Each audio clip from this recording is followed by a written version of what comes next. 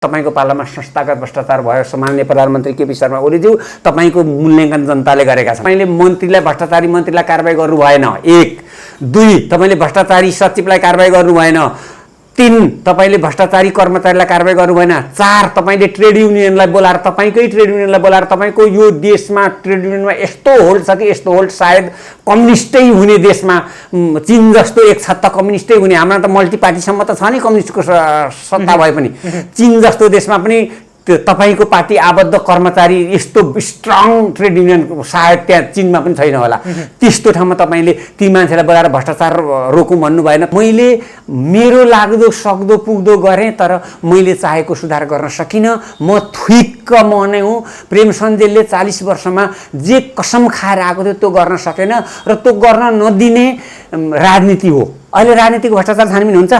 दीप बस्नेतको घरमा सुनको सोफा छ, हिजै अस्ति छुटिसके हो कि नि भन्नुहोस् त। राजनारायण पाठक पनि छुटे कि छुट्न बाँकी छ थाहा छैन।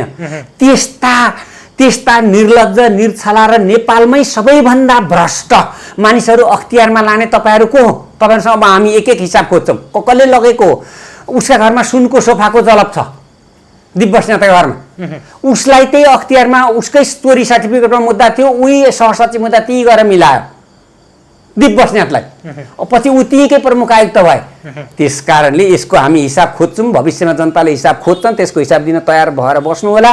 मान्छे केही पनि होइन, व्यक्ति केही पनि होइन, विचार मुख्य कुरा हो। विचार छोडेकाले यस्तो भयो। म मरेर पनि केही हुँदैन। मैले धेरै प्रेम सञ्जेल जन्माइसकेको छु। म यदि राजनीतिमा आएँ भने जसले सिफारिस गरेर जुन पोस्टमा गएको मान्छे हो त्यसको जिम्मा त्यसैले लिनुपर्छ र त्यसको सजाय त्यसलाई कमसेकम आधा यसलाई हुनुपर्छ। राम्रो काम गर्ने कर्मचारीलाई उडाउने हो भने जनताले भोलि एक हिसाब खोज्यो भने त्यसको जिम्मा कसले लिने? यत्रो मुठो घुस खाएको, पैसो खाएको भिडियो आधा घण्टाको खिचेर लगेर दिएको छ, सफाइ पाइरहेछ।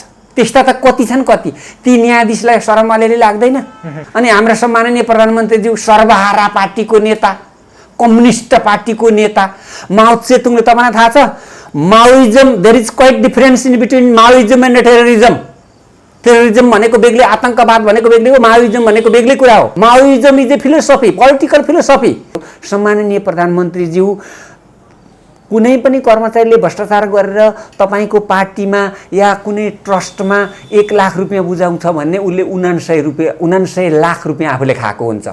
यो कुरा तपाईहरुलाई थाहा भएर पनि कि बुझ पचाउनुहुन्छ कि तपाईलाई थाहा छैन भने मैले कति खेप भन्ने। 99 लाख रुपियाँ निजामती कुनै पनि कर्मचारीले भ्रष्टाचार गरेर आफू राख्छ र 1 लाख रुपियाँ लगेर कसलाई दिनुपर्ने हो त्यहाँ दिन्छ। र जस्तै कर भन्सारमा रासो उठाउँदाखेरि 99 लाख रुपियाँ त्यो व्यापारीलाई छुट दिन्छ, 1 लाख रुपियाँ रासो असुल गर्छ र 2-4 लाख रुपियाँ घुस लिएर जान्छ। अब 99 लाख रुपियाँ राजस्वमा उसले हालेको भए त उसको भागमा त 2-4 लाख होइन कि 5 लाख रुपियाँ पर्थ्यो। तपाईलाई नेपालको अहिलेको अवस्थाको तलब त ठिकै हो, तर हामीले जागिर खाने बेलामा त संसारको सबैभन्दा कम तलब भएको देश को हो भन्दा नेपाल हो। भुटानमा भन्दा पनि हाम्रो तलब कम थियो। त्यो तलब खाएर हामीले 40 वर्षमा घुस भ्रष्टाचार गर्यौँ न। सर्वहाराहरूको सरकारमा बसेर तपाईले 4 वर्ष 2/3 सरकार भनेको तपाईलाई के भने हाम्रो देशको अहिलेको सिस्टमलाई वेस्टमिन्स्टर सिस्टम भनिन्छ, यसलाई बेलायती शासन पद्धति भनिन्छ। र 2/3 प्रधानमन्त्रीले लोग्ने मान्छेलाई स्वास्नी मान्छे र स्वास्नी मान्छेलाई लोग्ने मान्छे बनाउन बाहेक सबै थोक गर्न सक्छ। यो बेलायतकै विद्वानले भनेको कुरा हो। यस्तो शासनकालमा 4 पैसा भ्रष्टाचार घटाउन सक्नु भएन। एउटा ठुलो भ्रष्टाचारी जेल गयो यो 4 वर्षमा। सामान्य प्रधानमन्त्रीज्यू केपी शर्मा ओलीज्यू यो 4 वर्षमा एकजना ठुलो भ्रष्टाचारी जेलमा गयो। त्यसको हिसाब जनताले राख्दैनन्। अहिले जनताको भाषामा ठुलो माछो भन्छ, एउटा पनि ठुलो माछो पक्रेन। कम्युनिस्ट सर्वहाराहरूको शासनकालमा जनताले तपाईलाई कसरी मूल्याङ्कन गर्छन् होला? तपाईले आफूले भनेको कुरा मात्रै हुँदैन नि। मैले भनेको कुरा हुने भने त 40 वर्षमा मैले यो देशलाई स्विजरल्यान्ड बनाउँछु भनेर आएको थिएँ। मैले आफैले थुकेर 40 वर्ष 4 महिना 6 दिनमा म चाहिँ निस्किएर गएँ। हालाकि त्यो थाइमा त्यो अस्थायी जोडो भने अरू बढी हुन्छ। सम्माननीय प्रधानमन्त्रीज्यू भने म त गर्न लाग्दा त गर्न सकिनँ भने तपाईले त गर्नै लाग्नु भएन। मेरो प्रधानमन्त्रीज्यूसित विनम्र अनुरोध छ, 4 वर्षमा भ्रष्टाचार संस्थागत भयो, एउटा ठुलो माछो पक्रिएन, एउटा ठुलो भ्रष्टाचारी जेल गएन, एनसेलको पैसाभन्दा कम पैसाको एमसिसीमा हामीले दलाली गऱ्यौँ तर हामीले एनसेलको पैसा उठायौँ।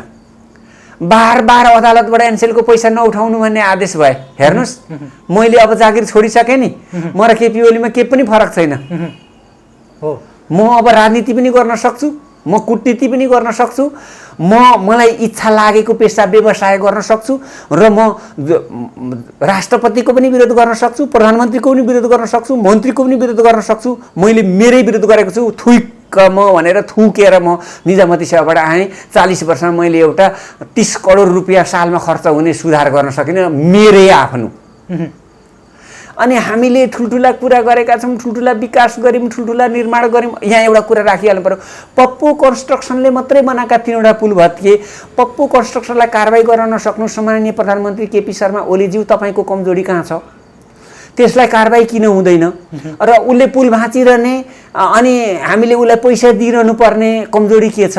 अख्तियारमा सामान्य प्रमुख आयुक्तज्यू, तपाईँहरूको कमजोरी के छ? यो पुल भाँचिएको नै सबभन्दा ठुलो प्रमाण हो, अरू केही चाहिँदैन।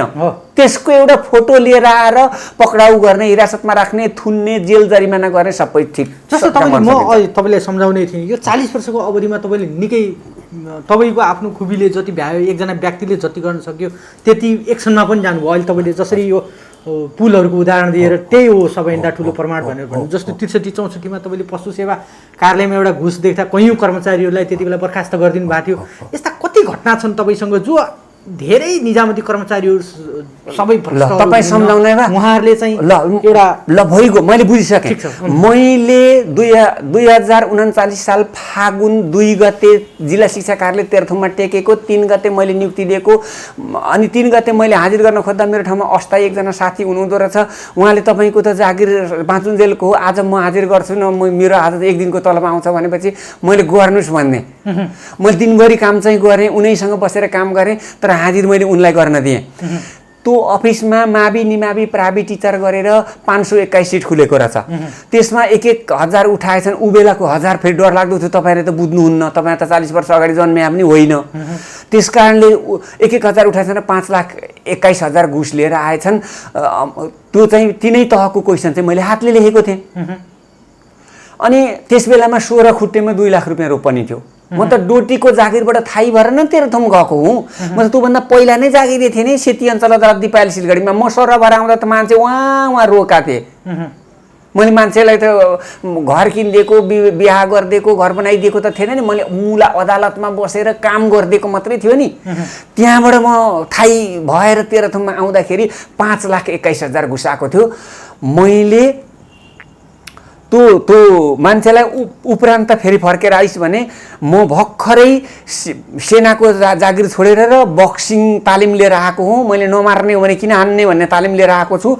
उपरान्त फेरि फर्केर आइस् भने तेरो के हुन्छ मलाई थाहा छ, मेरो के हुन्छ जनतालाई थाहा छ भनेर पठाइदिएको फर्स्ट घुस। हेर्नुहोस्, फर्स्ट घुस 5,00,000 16 खुट्टे। अहिले त मलाई 2 करोड आनामा पनि पाइँदैन होला, त्यो 2 लाख रुपियाँ पनि थियो। त्यो मैले झेलेँ। त्यो झेलेर मैले त्यहाँ फेयर जाँच गराएँ, त्यहाँबाट मलाई डाँडै कटाइदिए। त्यहाँ कसैका मान्छे पास गर्नुपर्ने थियो, ती मान्छे त पास भएनन्। यहाँनिर एउटा कुरा जोडिहालौँ, नेपाली कङ्ग्रेसको सरकार भएका बेला गोविन्दराज जोशी शिक्षा मन्त्री भएका बेलामा 13 वर्ष रिजल्ट भएन, अझ योभन्दा पनि बढी होला। अहिले मलाई आएन। अनि एउटा ऐन ल्याएर लिखित गरियो, अर्को ऐन ल्याएर मौखिक गरियो र फेललाई पास पारियो। त्यो 13 वर्षपछि पनि हामी त्यस्ता काम गर्छौँ। त्यस पछाडि मेरो त्यहाँबाट डाँडो कटाउने भनेर त्यहाँबाट मलाई त्यो कोशी अञ्चलबाट मेची अञ्चल सारियो 1। 2 नम्बरमा मैले त्यस पछाडि मैले मेची अञ्चल गएँ। कि जागिर खानु पऱ्यो कि छोड्नु पऱ्यो। अनि मेचीबाट म घुम्दै घुम्दै घुम्दै सिराहा कता कता कता हुँदै म यहाँ जनस्वास्थ्य कार्यालय देवकोटा चोकमा आएँ। त्यहाँ आएको त मान्छे छ हङकङमा, यहाँ जागिर छ। अब के थाहा तिनीहरू मिलाएर हाजिरमा हा लेखे त तल पाइहालिन्छ, के थाहा को आउँछ।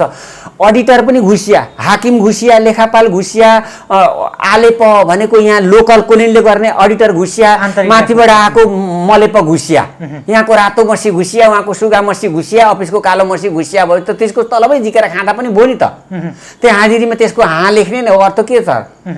त्यसरी मैले त्यहाँ 5 जनाको थाई जागिर खाइदिएँ। मलाई एकजना उमाकान्त ढकाल भन्ने भाइले अघि अनलाइन खबरको कैफियतमा उपसचिवले जागिर खाने कहाँनिर लेखेको छ, कानुन पढ्न पाए हुन्थ्यो भन्नुभएको छ। उमाकान्त ढकाल भाइ तपाईँ कहाँको हो? 77 जिल्ला बाहिरको त होइन होला। मैले जुन बेलामा मान्छे खारेज गरेको थिएँ, पिउन खारेज गर्नलाई चाहिँ मन्त्रीको सही चाहिन्छ र लोकसेवा आयोगको परामर्श चाहिन्छ। मैले एकजनालाई 8 पटक गोर्खापत्रमा निकालेर मन्त्रीको सही गराएर लोकसेवा आयोगमा पठाएर लोकसेवा आयोगले पनि 8 पटक फिर्ता गर्छ। म रिसाले खारेज गरेको हो कि उसले मलाई घुस नदिएर खारेज गर्न लागेको हो कि भनेर 8-10 पटक फिर्ता गर्छ लोकसेवाले। अलिकति पनि शङ्का देख्यो भने लोकसेवा भनेको कर्मचारीलाई जोगाउनै राखेको चिज हो। म र उसको बिचमा घुस नमिलेर मैले खारेज गरेको, म ठुलो कर्मचारी ऊ सानो कर्मचारी भनेर आएको कि भनेर 8 खेपले फिर्ता गर्छ। र उमाकान्त ढकालजी तपाईँ कहाँ के काम गर्नुहुन्छ, कर्मचारी हो कि के हो? काम गर्ने कारिणी एकजना हुन्छ, उपसचिवले खारेज गर्ने कहाँ छ भनेर लेख्नु भएछ। काम गर्ने कारिणी चाहिँ एकजना हुन्छ। तपाईँ राम्रैसँग आँखा कान सुन्नुहुन्छ भने मैले यहाँ 2 वर्ष 8 महिना 14 दिनमा 19 जना उडाइदिएको छु। श्रम कार्यालय विराटनगर हो, लिस्ट फेसबुकमा छ, खोजेर हेर्नु होला। 1 अब त्यहाँ मैले 5 जनाको थाई जागिर उडाइदिएँ।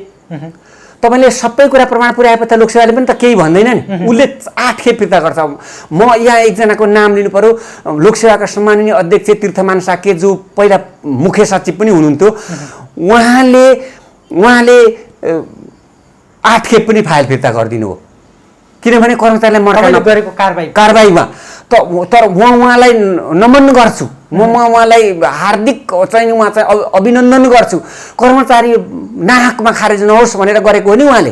तर 8 खेप फेरि त्यो कागज पठाएपछि त उहाँले त सहमति दिनुभयो, खारेज त भयो नि त। उमाकान्त ढकाल भाइ त्यसरी हुन्छ। तीर्थमान साक्य सम्माननीय अध्यक्ष लोकसेवा आयोग पूर्व मुख्य सचिवलाई सोध्नु होला। तपाईँ काठमाडौँतिरकै उमाकान्त ढकाल हो भने उहीलाई सोध्नु होला, उहाँ जिम्दै हुनुहुन्छ। तपाईँलाई धन्यवाद। अनि त्यहाँ 5 जना मान्छे खारेज गरिदिएपछि मलाई त्यहाँबाट फेरि यहाँबाट पनि उडाइदिए। त्यहाँ म आएको मात्रै थिएँ, हेर्नुहोस् 6-7 दिन पनि भएको थिएन। त्यस पछाडि मैले त्यो सरुवा विरुद्ध यहाँ पुनरावेदन अदालत उस बेलामा पुनरावेदन हुन्थ्यो, अहिले उच्चको दर्जा हुन्थ्यो, त्यहाँ मुद्दा हालेँ। मैले त्यहाँ फर्स्टै हियरिङमा हारेँ। त्यस पछाडि म सुप्रिम कोर्ट गएँ। सुप्रिम कोर्ट गएर स्टे अर्डर लिएर आएर फेरि त्यहीँ फर्केर आएर त्यहाँ मैले करिब 3-4 वर्ष जति जागिर खाएँ। तर त्यो खारेज भएका मान्छे त मैले खारेज गरेँ भने त्यो मान्छे डाइरेक्ट प्रशासकीय अदालतमा पुनरावेदन गर्न पाउँछ। प्रशासकीय अदालतले यो मान्छेलाई खारेज गरेको गलत छ भनौँ भने मैले नाकका चालले त्यो मान्छे आएको दिन बहाल गरिने भने मलाई अदालतले सजाय गर्छ। मैले गर्नुपर्छ त्यो सिस्टममा। त्यो एकजनाले पनि मुद्दा जितेन त उमाकान्त ढकालजी। अनि त्यस पछाडि मलाई त्यहाँ डाँडो कटाइयो, मैले यहाँ हारेँ, सुप्रिम कोर्टमा जितेर फेरि फर्केर आएर मैले त्यहाँ काम गरेँ। त्यस पछाडि म चाहिने सरुवा भएर धनकुटा क्षेत्रीय स्वास्थ्य निर्देशनालयमा गएँ। तपाईँलाई म धनकुटा क्षेत्रीय स्वास्थ्य निर्देशनालयमा जागिर खाँदाखेरि 521 सिट त ग्रामीण स्वास्थ्य कार्यकर्ता VHW उस बेलाको भिलेज हेल्थ वर्कर र नेपालीमा जु अहेब पनि भन्थे, जुनियर अक्जिलियरी हेल्थ वर्कर। त्यो मात्रै त्यति थाहै गरेँ। स्टाफ नर्स कति गरेँ, भेक्टर कन्ट्रोल सहायक कति गरेँ, परिवार नियोजन सहायक कति गरेँ, तथ्याङ्क सहायक कति गरेँ, अहिलेको कम्प्युटर अपरेटरलाई डाटा इन्ट्री क्लर्क भन्थ्यो, डाटा इन्ट्री क्लर्क कति गरेँ, जम्मै दर्जा भन्न सकिन्छ, अहेब कति गरेँ, अनमी कति गरेँ। कति मान्छेले त्यहाँ चाहिँ जागिर खाएका छन्। कोही माइकालाल जन्मेको छ प्रेम सञ्जेलले गरेको ठाउँमा, त्यहाँ 1 पैसा 1 रुपियाँ 1 आना 1 सुका घुस लियो भनेर ती मान्छेलाई थाहा छ नि। मैले त्यहाँ 600-800 मान्छे थाहै गरेँ मैले त्यहाँ 16 जिल्लाको चाहिँ निर्देशनालयमा। त्यस पछाडि त्यो सकेपछि म चाहिँ सरुवा भएर सामान्य प्रशासन मन्त्रालय गएँ। सामान्य प्रशासन मन्त्रालय गएपछि सामान्य प्रशासन मन्त्रालयले मलाई चाहिँ यहाँ मोरङ जिल्लाको जिल्ला निर्वाचन अधिकारीमा राखिदियो। मैले यहाँ एउटा निर्वाचन गराएँ, एउटा निर्वाचन नाटक भएर सकियो। त्यस पछाडि म चाहिँ सरुवा भएर सहकारी प्रशिक्षण केन्द्रमा पढाउन गएँ। सहकारी प्रशिक्षण केन्द्रमा मैले पढाएका क्लासहरू हो जापानको होकाइडोमा डबिङ भएर जापानीमा पढाइ हुन्छन्, गफले हुन्छ, काम गर्नुपर्छ। त्यस पछाडि म त्यहाँबाट सरुवा भएर पशु विभागमा गएँ। पशु विभागमा गएपछि मैले त्यहाँ म नामै पनि भनिदिन सक्छु, मसँग एउटा लिस्ट पनि छ, मैले अहिले ल्याउन सकिनँ छु। उमाकान्त ढकालजी कसलाई खारेज गरेको भनेर लेखेको मसँग A3 साइज भनेको कान्तिपुर पत्रिका जत्रो साइजमा प्रिन्ट गरेर राखेको छ। त कुनै दिन मैले सकेँ भने र मैले अहिले तपाईँहरूलाई पनि सकेँ भने भोलि म त उपलब्ध गराइदिन्छु र हाम्रा ढकालजीहरूलाई देखाइदिनु होला को कहाँबाट खारेज भयो भन्ने छ। A3 साइजको 2-3 पेज कति छ, तपाईँहरू त्यसलाई जुमसुम गरेर त्यहाँ देखाइदिनु होला है त। ठिक छ। त्यस कारणले त्यहाँ मैले 19 महिना काम गर्दा 23 जना, 2 जना त सेकेन्ड क्लास थिए। उमाकान्त ढकालजी तपाईँ के हो? 2 जना सेकेन्ड क्लास, 6 जना थर्ड क्लास, 15 जना चाहिँ नन गजेटेड भनेको सुब्बासम्मका थिए र अरू 7 जनालाई घान पनि हालेको थियो। त्यहाँबाट मलाई 2 वर्ष नपुगिसक्यो अब। र बाइ दि वे म जुन बेला सेती अञ्चल अदालतमा काम गर्थेँ त्यही अदालतमा काम गर्ने एकजना साथी सर्वोच्चमा न्यायाधीश हुनुहुँदो रहेछ यार। म मुद्दा लिएर गएँ र आफै बहस गर्न गएँ। मेरो मुद्दा स्टे अर्डर हुने त कुरा कारण देखाउ आदेश पनि बल्ल बल्ल बल्ल बल्ल बल्ल जारी गरिदिए। हेर्नुहोस्, उहाँ पनि मर्नु भएको छैन, जिउँदै हुनुहुन्छ, काठमाडौँमै हुनुहुन्छ। उहाँलाई शरम पनि लागेन। मैले त्यही पेस गरेको थिएँ। 19 महिनामा मैले 23 जनाको जागिर खाएँ, 7 जनाको जागिर खानालाई घान हालेको छ भने मैले यो पश्चिम विभागमा अरू काम के गरेँ होला। यहाँ कस्तो व्यतिथि छ भन्दा मेरील्यान्ड, नेदरल्यान्ड, मेरील्यान्ड अमेरिका भयो, नेदरल्यान्ड छुट्टै देश भइहाल्यो, डेनमार्कमा छन् यहाँका पशु सेवा डाक्टर। एउटाको त नाम पनि भनिदिउँ कि जस्तो पनि लाग्छ, फेरि नामै भन्दाखेरि प्रेम सञ्जयले एग्रेसिभ भयो भन्छ। बानेश्वरमा कुनै समयमा सबैभन्दा अग्लो घर भएको डाक्टरलाई पनि मैले खारेज गरिदिएको छु र उनले मलाई अमेरिकैबाट फोन गरेर के च्यालेन्ज गरेका थिए भने म जुनसुकै नेपालको मान्छेलाई किनिदिन्छु, त प्रेम सञ्जयल के होस् भनेर पनि भनेका थिए र मलाई सुवास्नी पनि पठाएका थिए अफिसमा भेट्नलाई। मैले उहाँलाई सिलिपै च्यातेर फ्याँकिदिएर अफिसैबाट बाहिर उहाँलाई बाहिर निकालिदिएँ। उहाँको श्रीमानको अमेरिकाबाट फोन आएको छ, यहाँ उहाँलाई प्रवेश निषेध छ भनेर मैले बाहिर उहाँलाई मैले कोठामा पस्नबाट पनि बहिष्कार गर्दै थिएँ। कुनै बेला नयाँ बानेश्वरमा सबैभन्दा ठुलो घर हुने डाक्टर, अब यति भएपछि सबैले चिने। त्यहाँ मैले त्यस्तो काम गरेर जाँदाखेरि मेरो 2 वर्ष नपुग्न सर भयो र मसँगै जेल बस्ने मान्छे प्रधानमन्त्री थिए, उहाँलाई पनि गएर मैले चाकरी गरेको दिन जागिरको अन्तिम दिन होस्, मागेर खाएको चिज नरकोस् भनेर क्रिया हालेकाले भन्न त जान सक्दिनँ थिएँ। मलामीमा भेट भयो पशुपतिमा र के छ भन्दा मेरो त यो हाल छ भनेर भनिदिएको थिएँ। उहाँले पनि केही गर्नु भएन। उहाँ प्रधानमन्त्री पनि त्यस बेलाका प्रधानमन्त्री पनि जिम्दै हुनुहुन्छ। तपाईँलाई अलिअलि शरम लाग्छ भने अब अहिले शरम मान्नु होला, अब अहिले त म जागिरे छैन, तपाईँसँग भेटेका बेला म तपाईँलाई रत्न पार्कमै भनिदिउँला। जस्तो सर, यो 40 वर्षको अवधिमा धेरै छन् तपाईँसँग फेरि तपाईँको यो जिन्दगीको अविस्मरणीय ती घटनाहरू यो जागिरको सिलसिलामा भएका एकदमै छोटोमा अविस्मरणीय चिजहरू के छ? होइन, मैले झन्डावाललाई पनि हातपात गरेको छु, त्योभन्दा अविस्मरणीय के होला? त्यस्तै गर्दा पनि जागिर जाँदो रहन्छ र त्यो मामिलामा म प्रधानमन्त्री कहाँ पनि गएको थिएँ। तेरो मन्त्रीले यसो भन्यो, मैले पड्काइदिएको हो पनि भनेको थिएँ, जागिर गएन। योभन्दा अविस्मरणीय के हो? अहिले देशमा इज्जत अलि अप्ठ्यारोमा छ, अहिले देशको राजनीति तरल छ, कुनै मौकामा त्यो मान्छेको नाम पनि लिदिउँला। राजतन्त्रकालमा राजा वीरेन्द्रकी आमालाई बाल सङ्गठनको अध्यक्ष हुँदाखेरि पनि तपाईँले मैले भनिदिएको बाल सङ्गठनको अध्यक्ष वीरेन्द्रकी आमा बच्चै नभएकी मान्छे, यो देशमा मतलब बच्चा पाएको मान्छे नै छैन। अनि उहाँलाई राखेको भन्दाखेरि मलाई घिच्चुकमा हानेर पसारेर मेरो होस आउँदाखेरि म अस्पतालमा थिएँ। अहिले गफ गरेर बडा गफ गरेर घुस खाएर भ्रष्टाचार गरेर कमिसन गरेर पप्पु तन्त्र चलाएर हामी उँभो लाग्नेवाला छैनौँ नि। पप्पु तन्त्रले हामीलाई कहाँ लान्छ पछि थाहा हुन्छ। त्यस कारणले त्योभन्दा अविस्मरणीय छेड के होला?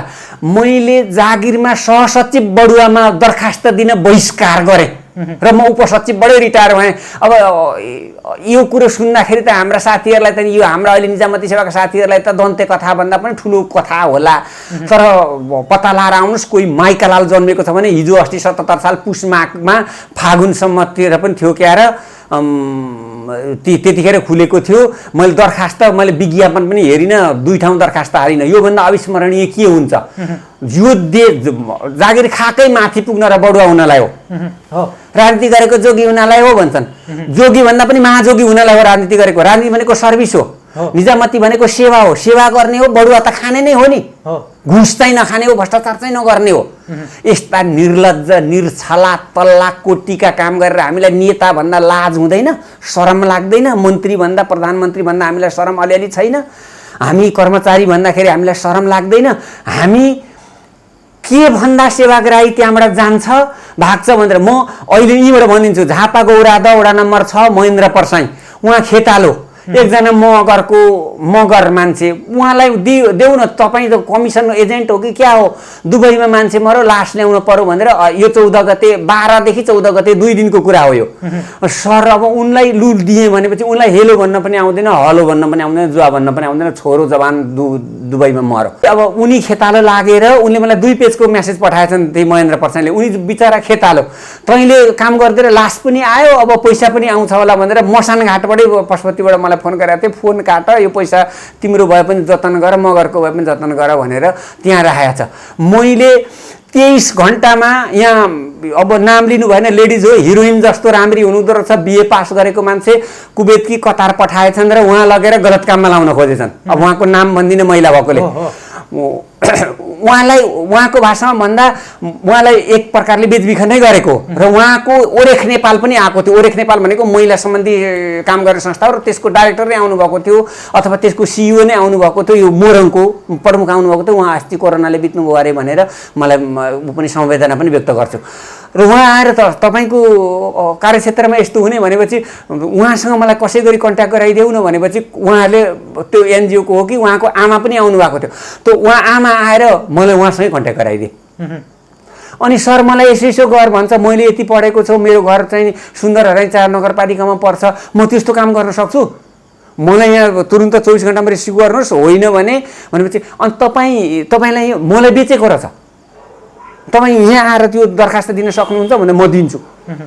अनि मैले ती आमालाई सोधेँ, तपाईँ यो कागज यो मलाई बेचबिखन गरेको भने कागजमा सही गर्न सक्नुहुन्छ?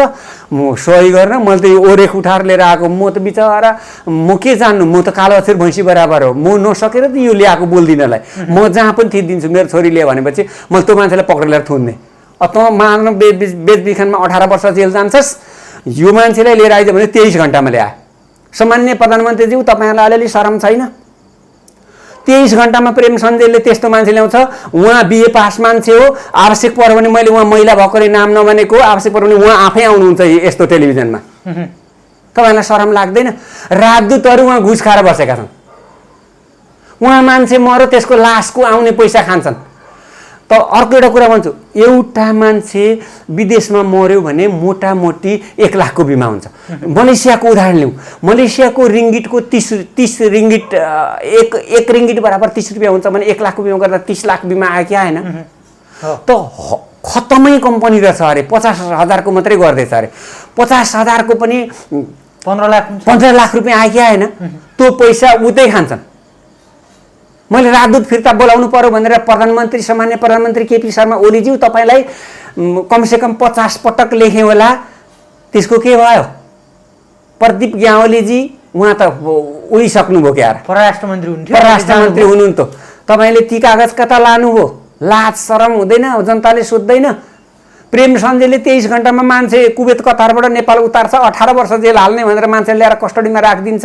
तपाईँलाई अलिकति शरम हुँदैन? हामीले के काम गरेको छु भनेर भन्दै हिँड्दाखेरि कस्तो हुन्छ होला? तपाईँहरूलाई जनताले तपाईँहरूका अगाडि केही नभने पछाडि कस्तो भन्दा होलान्? यस्तो छ देशको अवस्था। कर्मचारी तन्त्र सही गर्दा बाउ मरेको सम्झने, के भन्दा सेवाग्राही टर्छ त्यो काम गर्ने। प्रेम सञ्जयले वैदेशिक रोजगारी ठगीको 3-4 महिना पनि मलाई त्यो अधिकार दिएन, खोजेर लगिहाले। तपाईँमाथि निकै राजनीतिक यो दाउपेच भयो। त्यो के रहेछ भने यही राजनीतिक पार्टीका मान्छेहरू त्यो वैदेशिक रोजगार दलाल रहेछन्, अनि तिनले नै मान्छेलाई चाहिँ त्यसरी लान्छन्। अहिले तपाईँसँग यो सन्दर्भमा पनि तपाईँमाथि भएका राजनीतिक विभेद, राजनीतिक दाउपेचले तपाईँलाई अन्याय गरेका घटनाहरू पनि अब त लगभग पक्कै पनि छन्। अहिले भन्दैछु तपाईँसँग आउनुभन्दा जस्ट अगाडि नै मैले बहराइन पुलिसमा लान्छु भनेर कति लाख रुपियाँ लिएर 30 जनालाई लगेर सत्यानाश पारेको मैले हेर्दै थिएँ। त्यो चाहिँ गोकुल कुमार भन्ने पत्रकार भाइको अथवा हाम्रो यो न्युज 24 को हिजो अस्ति हाम्रो चाहिँ रवि लामिछानेले छोडेको टेलिभिजनको या कुनै ठाउँमा आइरहेको थियो। तपाईँसँग आउनुभन्दा अगाडि 1 घन्टा पनि भएको छैन। अनि त्यहाँ लगे, अनि त्यो लाने मान्छेलाई चाहिँ कारबाही गर्न सकिँदैन? त्यहाँ राजदूत छैन?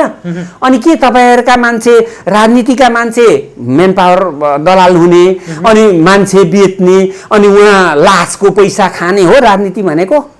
राजनीति भनेको त्यो त होइन त।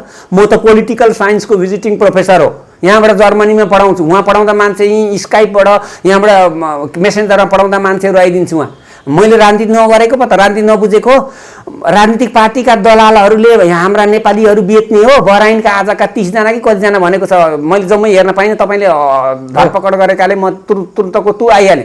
ती मान्छेहरू भोलि फर्केर आउने, तिनका बाबुआमा यहाँ छैनन्। अनि राजनीतिका मान्छे गुन्डा, मालपोत नापी भन्सारमा घुस खाने, तिनको संरक्षण गर्ने हो राजनीति भनेको। यहाँका मान्छे बेचेर बहराइनमा पुलिसमा भनेर लगेको अरे। हेर्नुहोस्, अस्ति कुमार दाहाल भन्ने डाइरेक्टर आएका थिए वैदेशिक रोजगार विभागमा, उनलाई 6 महिना पनि टिक्न दिए। कुमार दाहालले घुस खान्न, मेरो मोबाइल नम्बर यो हो भनेका थिए। कुमार दाहाल भनेका मसँगैको ब्याचका अधिकृत हुन्। उनले त मैले एउटै लोकसेवा पास गरेको, तर उनलाई त 6 महिना 9 महिना कति टिकेका थिए। 4-5वटा काम गरेका थिए, त्यहाँ टिक्न दिएनन्, त्यहाँबाट उडाइहाले। अनि उनी वाणिज्य विभागमा हुँदाखेरि एउटै स्यान्ट्रो पेन्ट्रो गाडीमा, अल्टो गाडीमा 6 लाख घुस खाएको कुरा, कमिसन खाएको कुरा उनले निकाले, उनलाई त्यहाँबाट उडाइदिइहाले। त्यस पछाडि यहाँ विराटनगर महानगरपालिकामा आएका थिए, यहाँ उनलाई टिक्नै दिएन, यहाँबाट उडाइदिइहाले। अनि कता कता उड्दै गुड्दै गुड्दै गुड्दै गुड्दै अनि राम्रो काम गर्ने कर्मचारीलाई उडाउने हो भने जनताले भोलि एक हिसाब खोज्यो भने त्यसको जिम्मा कसले लिने? अहिले मिठा मसिना गफले हुँदैन नि। प्रेमचन्दले एग्रेसिभ बोल्छ, प्रचारमा आउन बोल्छ भन्थे। यो पछिल्लो अवस्थामा म कहीँ प्रचारमा आएको थिएँ? म त पत्रकारको फोन पनि काटेर अफिसमा काम गर्थेँ नि। त्यसैले वैदेशिक रोजगार ठगीमा प्रेमचन्दले 3 महिना राम्रो र लराङ तराङ 3 महिना 6 महिनामा 20 किलोका उजुरी कारबाही गरौँ भने वैदेशिक श्रम विभाग गठन भएको त कहिले हो मलाई पनि थाहा छैन। उहाँहरू के गरेर बस्नु भएको छ? आजको कुरा भन्छु तपाईँलाई, आज अहिलेको आधा घन्टा अगाडिको कुरा भन्छु। बहराइनमा 30 जनालाई पुलिसमा भनेर लगेर उहाँ त्यति तलब पनि दिएको छैन, पुलिस पनि बनाएको छैन, कस्तो सत्यानाश गरेको छ। त्यो पठाउने को हो?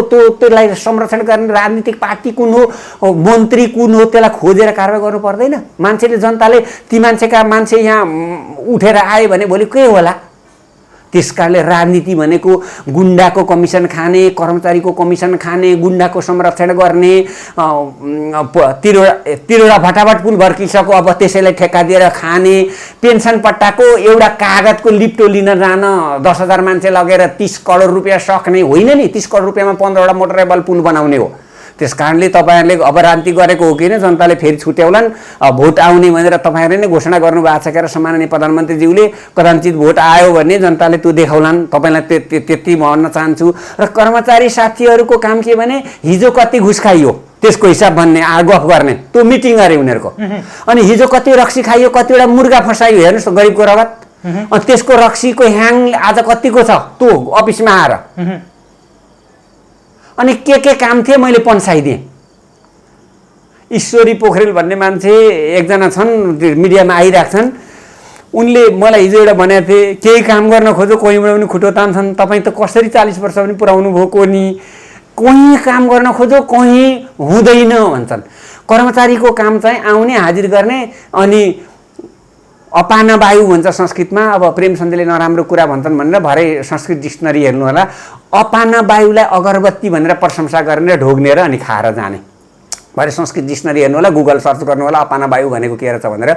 म चाहे पूर्व राजाको होस्, चाहे पश्चिम राजाको होस्, चाहे बहालवाला राष्ट्रपतिको होस्, चाहे प्रधानमन्त्रीको होस्, चाहे मन्त्रीको होस्, चाहे सचिवको होस्, कसैको पनि म चाहिँ गलत कुराको गलत र सही कुरालाई सही भन्दाखेरि यो ठाउँमा आयो, यो ठाउँमा आउनु पर्यो।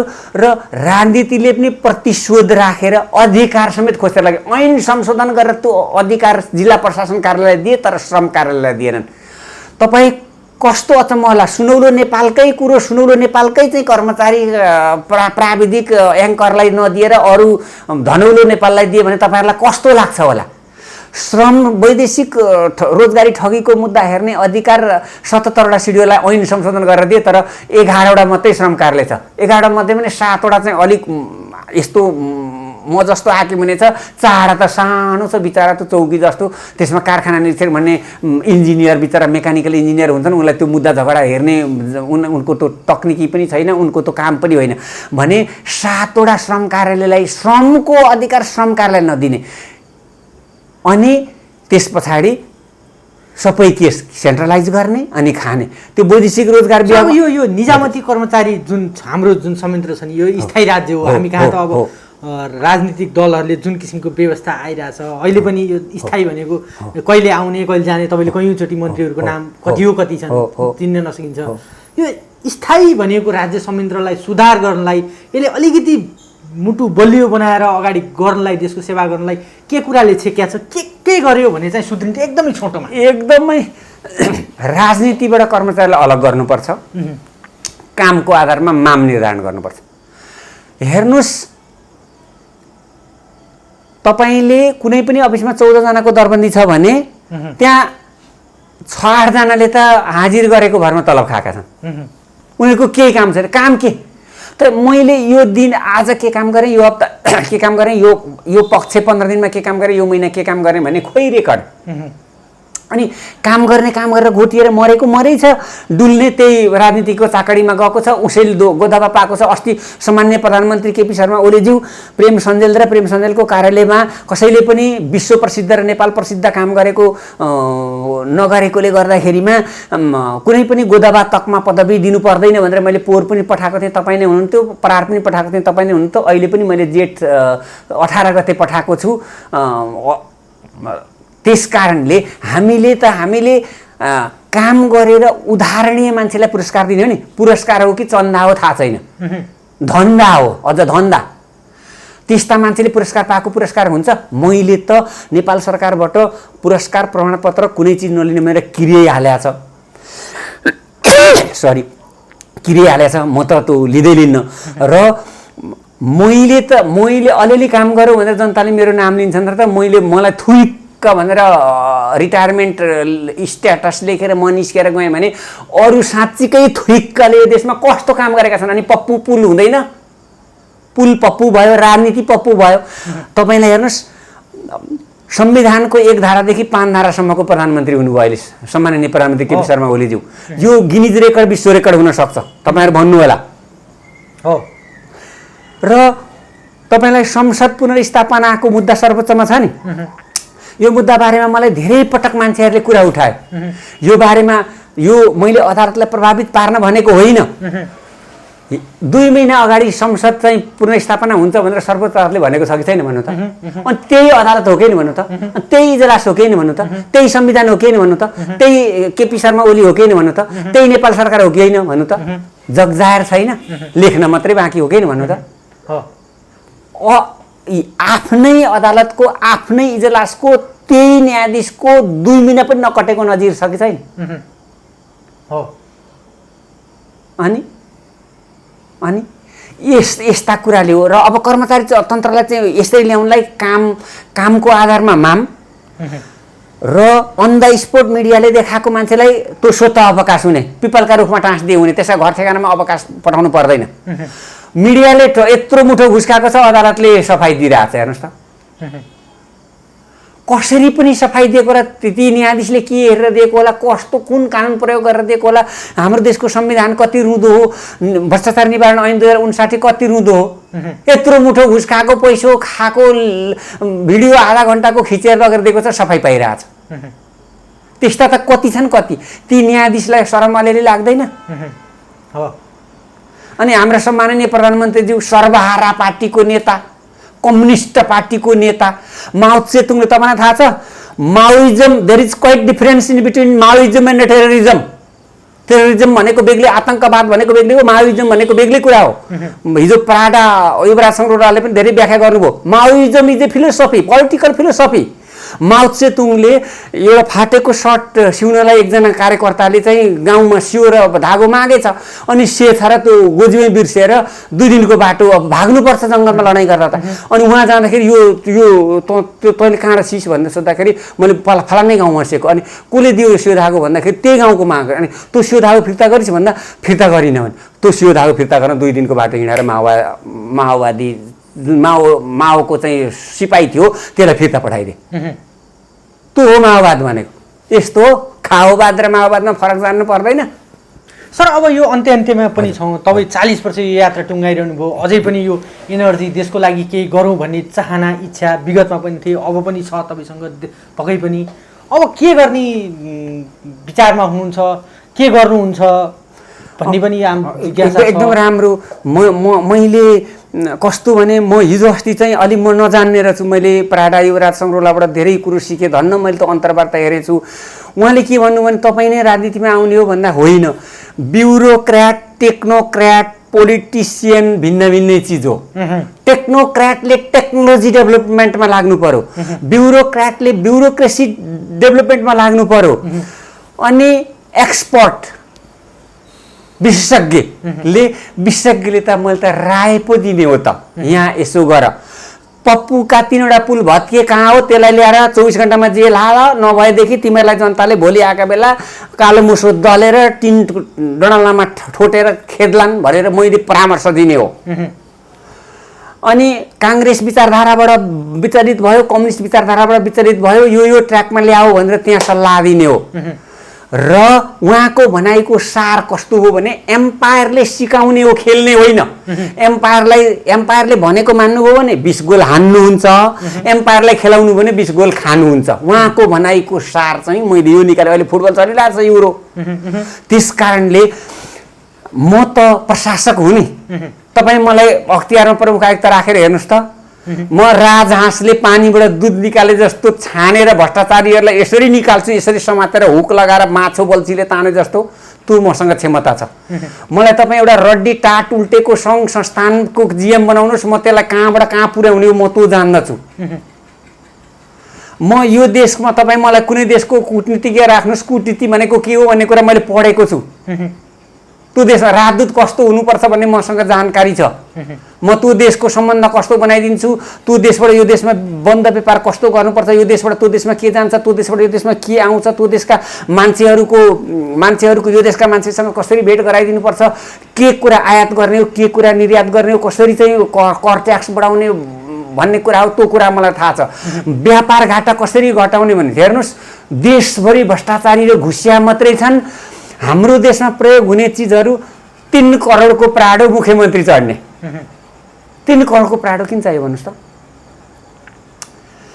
यो गरिब जनताको रगत निचोरेर आएको पैसा होइन यसो गर्न मिल्छ सामान्य प्रधानमन्त्री केपी शर्मा ओलीज्यू यसको हिसाब राख्नु भएको छ अब आउँदा भोटमा आउनुहोस् तपाईँलाई यो 3 करोडको प्राडो चढ्ने मुख्यमन्त्रीहरू र तपाईँहरू मन्त्रीहरूलाई त्यही भोटमा देखाइदिन्छन् अनि तपाईँहरू कहाँ जानुहुँदो रहेछ हामीले त त्यसलाई 10 लाखको चिज ल्याएर बलियो ल्याएर टिकाउ ल्याएर मर्मत हुने ल्याएर चढेर त्यो पैसा बचाएर जनतालाई दिने होइन भात खान नपाएर अस्ति कोरोनामा मान्छे मर्यो कि मरेन यहाँ बडा गफ गर्ने होइन सामान्य प्रधानमन्त्री केपी ओलीज्यू 2 लाखको चामल किनेको छ नेकपाको कार्यकर्ता तपाईँ कहाँ चामल लिएर एकदम ठुलो बाल्न आउँछ भन्नु त कता आयो सामान्य प्रधानमन्त्री केपी शर्मा ओलीज्यू मलाई हेर्नु होला मेरा मुखतिर हेर्नु होला आयो भात खान नपाएर मान्छे मर्यो कि मरेन सारा फोकटिया फ्याङ्टे बगम फुसे कुरा गरेर हामी चाहिँ तल गयौँ त्यस कारणले मैले अहिले त्यो बनाइसकिसकेको छैन मलाई अमेरिका क्यानाडा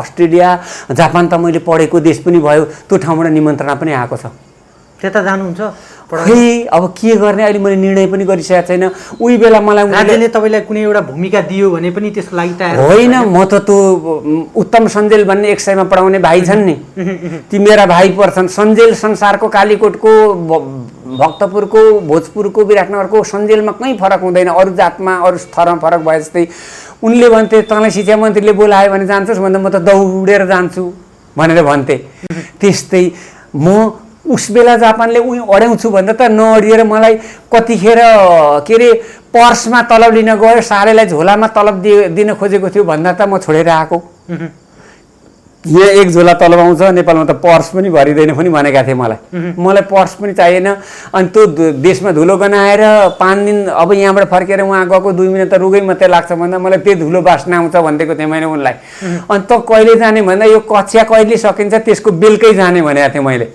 बेलुका त हवाईजहाज उड्दैन नि त तैँले भने त्यसो भोलिपल्ट बिहान जाने भनेर भोलिपल्ट बिहान छोडेर आएको त्यसैले यो देशलाई यसरी माया गर्ने हो यसरी काम गरेर खाने हो अनि पप्पू पुल बनाऊ चामल किनेर राखेको छ कोही भोकाले मर्दैन भनेर गफ छाटौँ कोरोना भले मान्छे खान नपाएर मरेका छन् त्यो नहेरौँ 3 करोडका गाडी चढौँ जनताको रगतमा पौडी खेलौँ त्यस पछाडि जनताले कहाँ लान्छन् चेत गरौँ भन्न म चाहन्छु र 4 वर्षमा सामान्य प्रधानमन्त्रीज्यूले औँलामा गन्ने के काम गर्नु भन्नु त उहाँले भ्रष्टाचार निर्मूल पार्छु भन्नुभएको थियो र सम्माननीय प्रधानमन्त्री केपी शर्मा ओलीज्यू तपाईँलाई थाहा छ म भ्रष्टाचार गर्दिनँ भ्रष्टाचारलाई देखि सहन्न भनेर मेरो लेटर हेडको पुछारमा राखेकोले आज एकजना मान्छेले अघि उमाकान्त ढकालसँगै मलाई अर्को एकजनाले के लेखेछ भने यो केपी ओलीको झोले हो भनेर लेखेछ।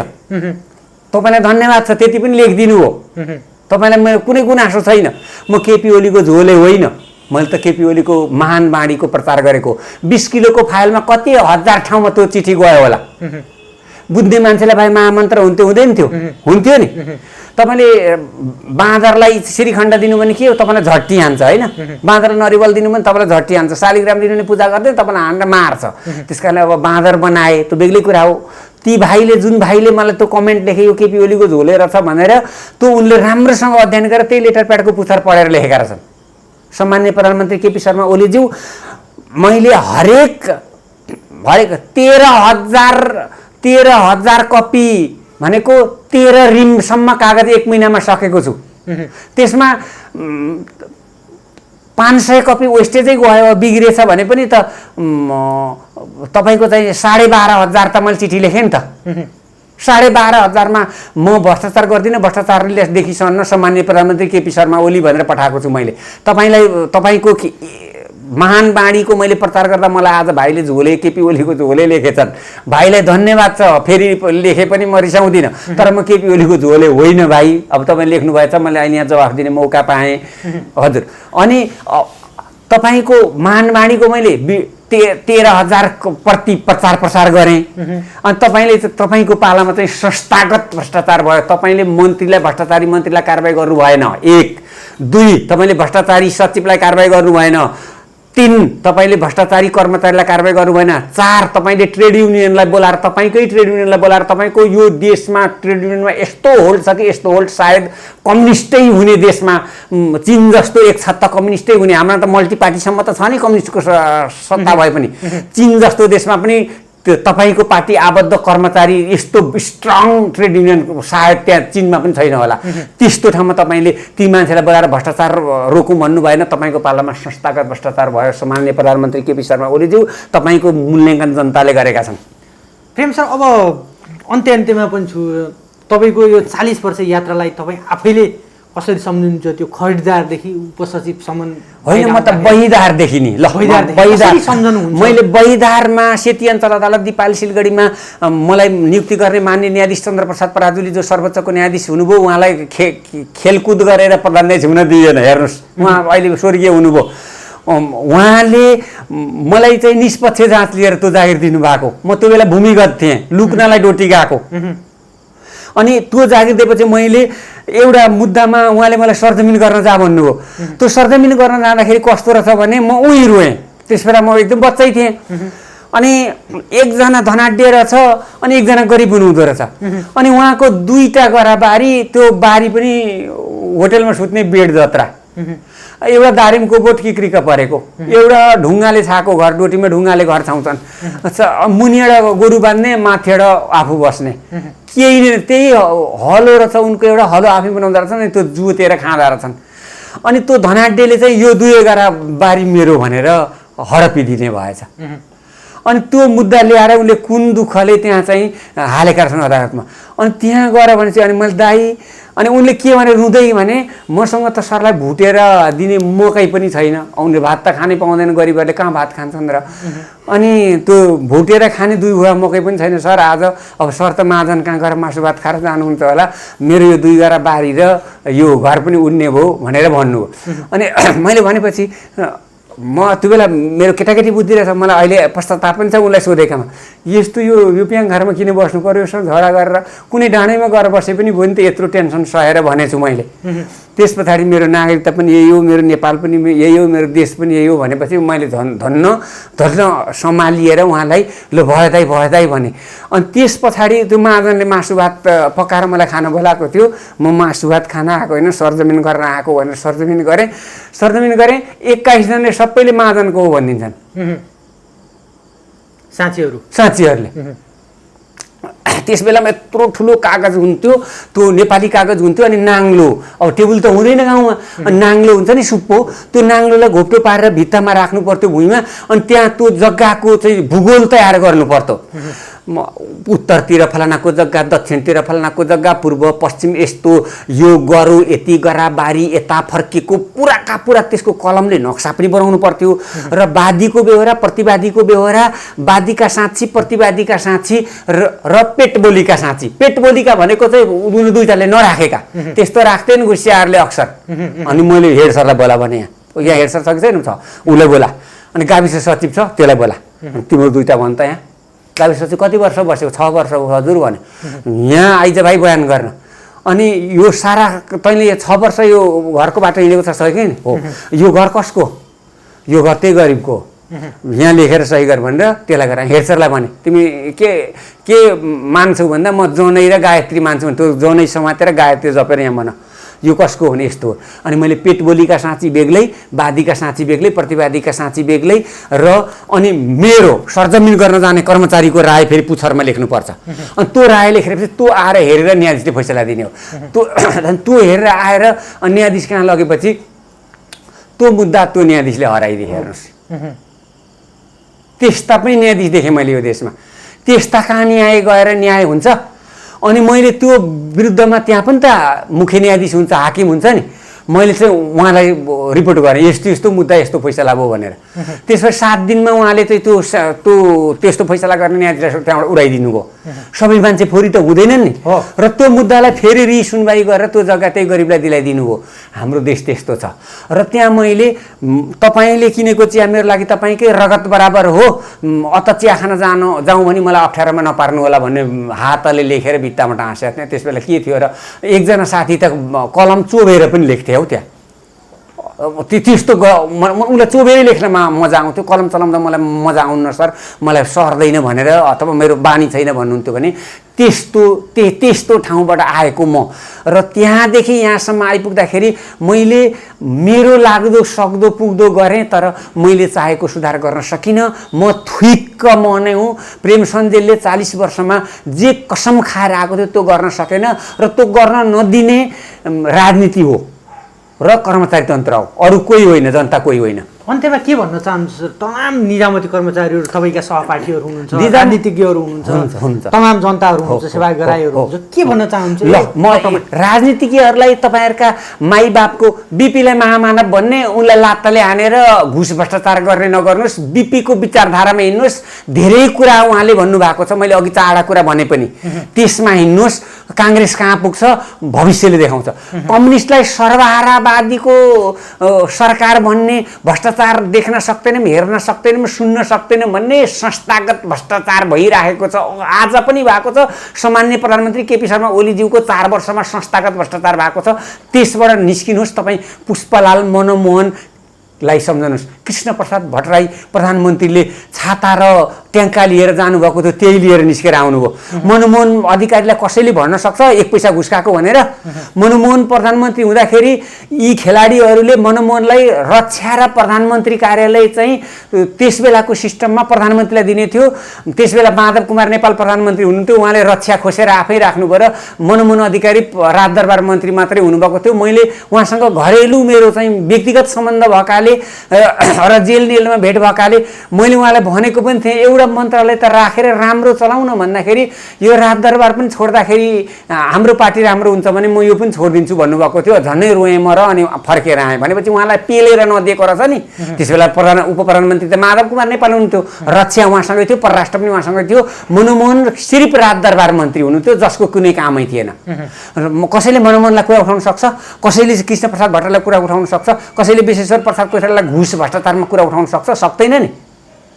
भ्रष्टाचार गरेन भने कसैले कुरा उठाउँदैन। त्यसैले कम्युनिस्टको मेनिफेस्टोमा हिँड्नु पऱ्यो, काङ्ग्रेसको मेनिफेस्टो हिँड्नु पऱ्यो। त्यति त राजनीति सुध्रिहाल्छ। कहाँ पुग्छ। सधैँभरि अर्काको पार्टी बलियोस् भनेर सराप दिँदा पनि दिनुपर्छ। अर्काको पार्टी बलियो भने पो आफू डराइन्छ र राम्रो राजनीति गरिन्छ। यहाँ त घुस खाने, कमिसन खाने, पप्पुका पुल बनाउने, कमिसन लाने, भोट किन्ने, भैँसी राँगा काट्ने, खसी खाने, अनि त्यसले भोट जित्ने भयो। राजनीतिज्ञहरू सुध्रिनुहोस्। यहाँ एउटा त्यसमा त हामी कर्मचारी नै छैनौँ। हामी त घुसिया, भुसिया, छुसिया, जड्या, कप्ट्या, द्रव्य पिसाच, घोसे, घोप्टे, कप्टी र चाप्लुसे, घुबु छु जकद्र घोघो कचा यो फर्मुला हो। हामी यस्ता छौँ, हामी कर्मचारी नै होइनौँ। हामी राणा कालका भतुवा होके ढोके राजनीतिज्ञ कहाँ गएर त्यसको अपाना वायुलाई अगरबत्ती भनेर पूजापाठ गरेर उसलाई संरक्षणमा राखेर यहाँ जनताको रगत चुस्ने छौँ। तपाईँलाई एउटा कुरा म भन्छु, sub overseer sub engineer divisional engineer superintendent engineer chief engineer 7वटा भने होइन। यो 7वटाले त्यो पुल बन्दै गर्दाखेरि अथवा त्यसको मेटेरियल्स तपाईँले जाँच गर्नु भएन पप्पूको 3टाको तपाईँहरूले घुस खानुभयो कमिसन खानुभयो र भत्कियो। ठिक सामग्री हाल्यो भने त्यो पुल त्यस्तो हुन्छ? हुँदैन नि। जियोलोजिकल अथवा जियोग्राफिकल कारणले त्यस्तो भएको भने त त्यसको कारण दिन सकिहालिन्छ नि। तपाईँहरू त्यसको कमिसन खाएर देशको कमिसन खाएर नबस्नुहोस्। उहाँहरूलाई थाहा छ नि जल्जाली मन्त्री, अनि त्यसैको कमिसन मन्त्री माननीयले खाएका छन्, पार्टीले खाएको छ। त्यस कारणले यति तल झरेको छ। तपाईँहरू देशको सेवा गर्नुहोस्, होइन भने देशमा अराजकता आउँछ र जनताले कानुन हातमा लिन्छन् र जनता कानुन हातमा लिएर आएको दिन मैले इतिहासमा एउटा दुईटा देशमा पढेको छु, एकै दिन पुरै कर्मचारी तन्त्रलाई अवकाश दिएको पनि इतिहास छ। सबैभन्दा ठुलो अब यो नेपालमा सबैभन्दा ठुलो नीति भनेको नीतिको पनि नीति भनेको राजनीति ठुलो नीति भनेको होइन। तपाईँलाई पनि तमाम यी शुभचिन्तकहरू, तपाईँकै शुभचिन्तकहरूले प्रेम सञ्जेल जस्तो मान्छेहरू राजनीतिमै आइदिए पनि हुन्थ्यो भन्ने छ। अन्त्यमा मैले छोटोमा जवाफ दिएँ, त्यस्तो सोचाइमा त तपाईँले अघि नै अस्वीकार गरिसक्नु जे हो त्यही हुनुपर्छ हामी। तर असम्भव अथवा कुनै कुरा म गर्दिनँ भनेर चाहिँ ठ्याक्कै त्यो वचनबद्धता गर्न सकिँदैन। त्यो चाहिँ टाइमले मागेर आउनु पर्यो। टाइमले मागेर लिएर आयो भने केही पनि गर्नु पर्दैन। वैदेशिक रोजगारीमा ठग्नेहरूलाई वैदेशिक रोजगार हेर्ने श्रम मन्त्रीले कारबाही गर्ने हो भने केही गर्नुपर्छ? विदेशमा अभर पर्ने मान्छेलाई राजदूतले उही बुझेर भाइ तँलाई कुन म्यान पावरले पठाएको भनेर यहाँ चिठी लेखेर त्यो म्यान पावरलाई ब्ल्याकलिस्ट गरेर त्यसलाई चाहिँ हेर्नुहोस्, एकजना दलालले कोही मान्छेलाई भारतसम्म पनि पुर्याएछ भने उसलाई 3 लाखदेखि 5 लाख रुपियाँ जरिमाना, 3 वर्षदेखि 7 वर्ष जेल र उसलाई जति पैसा उसको खर्च भएको छ त्यसको डेढी फिर्ता गराउनुपर्छ। कोही कसैको बापको ताकत हुन्छ त्यस पछाडि कसैलाई लाने? त्यस कारणले हामी ठ्याक्कै तिनै गुन्डाको, यिनै कर्मचारीको, यिनै पप्पू पुलको कमिसन घुस भ्रष्टाचार खाएर राजनीति नचलाउँ। राजनीति नेपालमा राजनीति नै छैन, सत्तानीति छ।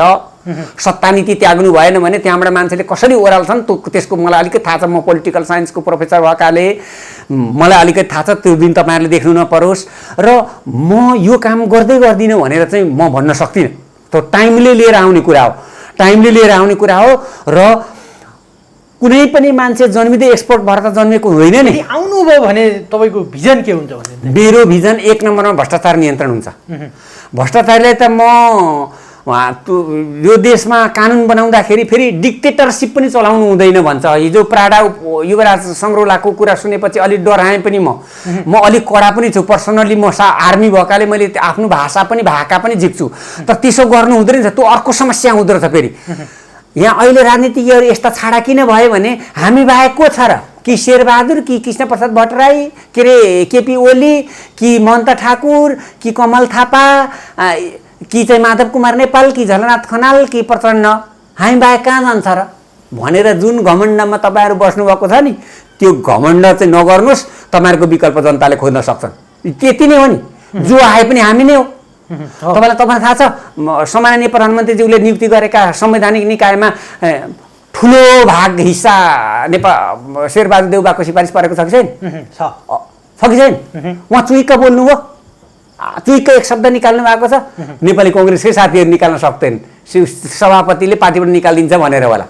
अनि केपी ओलीलाई मात्रै दोष दिने हो? केपी ओलीले 57 जना नियुक्ति गरेका ठाउँमा ठुलो हिस्सा शेरबहादुरको छ। अनि हामी लाज पचाएर एकदमसँगले मार्जिनलाइज भएर एकदम चाहिँ त्यो कुटिया कुकुर जस्तो भएर पल्ला गाउँको कुकुर वल्ला गाउँमा आउँदाखेरि पुच्छर टाँगा मुनि हालेर हिँड्छ नि, त्यस्ता भएर हिँड्ने होइन। त्यस कारणले हाम्रो विकल्प कोही छैन भनेर चाहिँ जुन घुमेर अहिले चाहिँ जुन चाहिँ राजनीतिको नाममा सत्तानीति भएको छ त्यसबाट उत्रिनुपर्छ। होइन भने एक दिन चाहिँ मान्छेले चाहिँ झाडु मार्ने भन्छन् नि, झाडु मारेर बाहिर लान्छन्।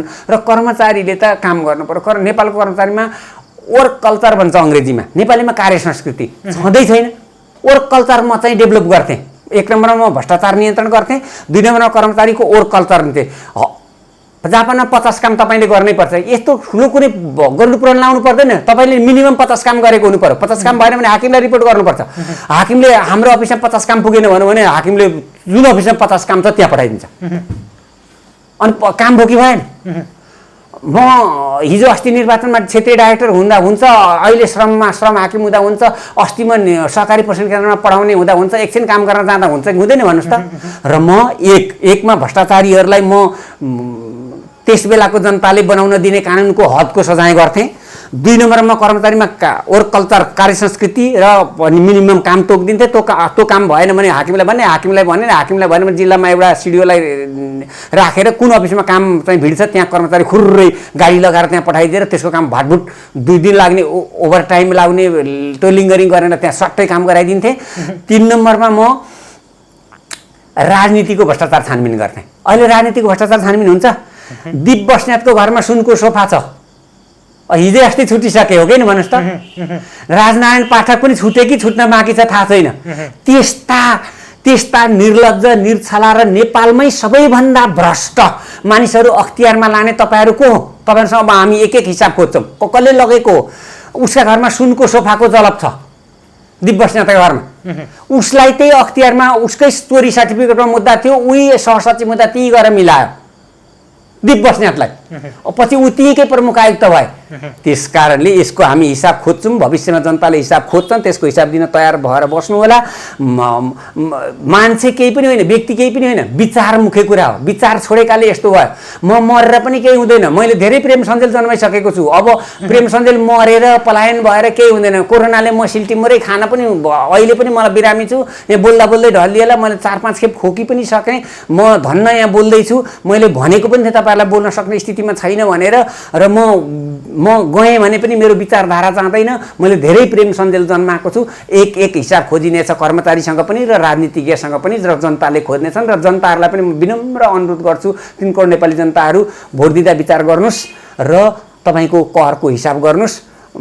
यो एनसेल काण्ड, पप्पू काण्ड, यी भ्रष्टाचार काण्ड, यी अख्तियारमा त्यस्ता मान्छे हेर्नुहोस्। अख्तियारको राजनारायण पाठकको घुस दलाली अड्डा कोटेश्वरमा थियो कि त्यसमा लाज मान्नु पर्दैन। अहिले कसले नियुक्ति गरेको त्यसले आत्मआलोचना गर्नु पर्दैन। मैले अस्ति कत्रो स्टेटमेन्ट जारी गरेको थिएँ, मैले 40 वर्षमा मैले केही काम गर्न सकिनँ भनेर। उहाँहरूले गर्नु पर्दैन? अनि त्यो नियुक्ति गर्नेलाई कारवाही गर्नुपर्छ कि पर्दैन भने त नियुक्त हुने मान्छे मात्रै दोषी हुन्छ। तपाईँको घरमा पालेको कुकुरले कसैलाई टोक्यो भने के कुकुरले उपचार गर्छ, तपाईँले गर्नुपर्छ कि पर्दैन?